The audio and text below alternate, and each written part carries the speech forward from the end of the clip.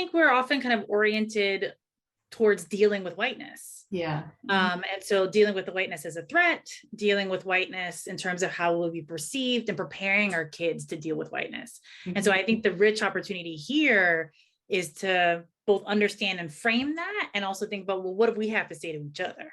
And how are we doing? And then, as we've kind of talked about, like behind the curtain a little bit, like we have stuff to say to each other as a complicated, rich, nuanced community that has differences. And it's a great to have an opportunity, like, can we beef a little bit, and can we be engaged a little bit, and can we, do that without always having to reference ourselves to that. But we also do need to invoke and frame, like the majority of the conversation is that is out there or politicized is falls into this kind of, frankly, false dichotomy. If that makes sense. Yeah. Yeah. Allison, and both of you, I'd love to follow up on one piece of this, what people are talking about with special attention to the kids, right? So you both wear so many hats that are relevant. You're both parents of multiracial kids, as you said. You both have a clinical practices. Allison, I know you spent a lot of time in schools, in the Bay Area in general. Maybe you have too, Anastasia. I'm just wondering, thinking about those kids of color that you've both come across many, many times in different contexts. I wonder, what do you think they would say if they knew that we were even having this conversation? I'm also mindful about, right, in many, many places, we know that our schools, our public schools, are significantly segregated in almost every place in the country. And that therefore, that kids of color, let's say Black and brown kids, for example, are very often going to school together, right? So for better or worse, or in all the complexity of those dynamics, that actually is where a lot of the interracial, interethnic action might be. So I'm wondering, what are they? So it's not like it's not there for them, right? What might some of the kids that you've both known, kids of color, say?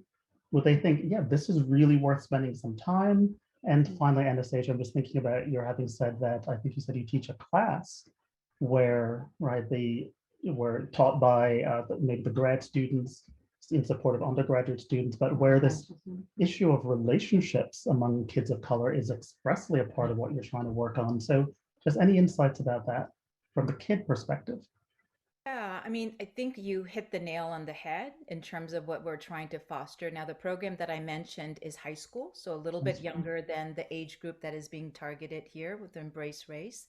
That said, the focus really is on relationship, because to be clear, just because I am in physical proximity with somebody who is different, and just because I have an interaction, including going to class, even living, right, doesn't necessarily mean I have the quality and the depth of interaction and connection with that person for us to together individually move the needle on systemic racism and internalized racism, And what that requires is not just proximity, not just contact, not just superficial interactions, but an opportunity to really connect at a deep level. So this is why, for me, relationships, mentorship, and friendships are really critical.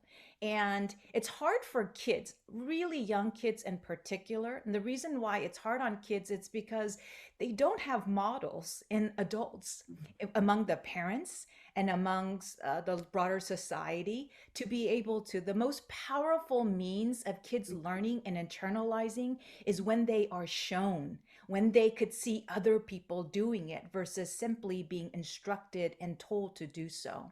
And so we are talking about kids, and we should privilege kids, but in order for us to amplify impact for the kids, everyone around it, adults, caregivers, parents, and educators, must be able to take an audacious, brave dive into doing an audit of our own relationships, So being able to show our kids. And so I think our kids, I don't know, the kids that I know personally, and my own kids would say, are you talking to Allison again about that race stuff? That would be their immediate. Are you talking to Allison? Right? Something like that, because their mom is just constantly sort of talking about the same stuff.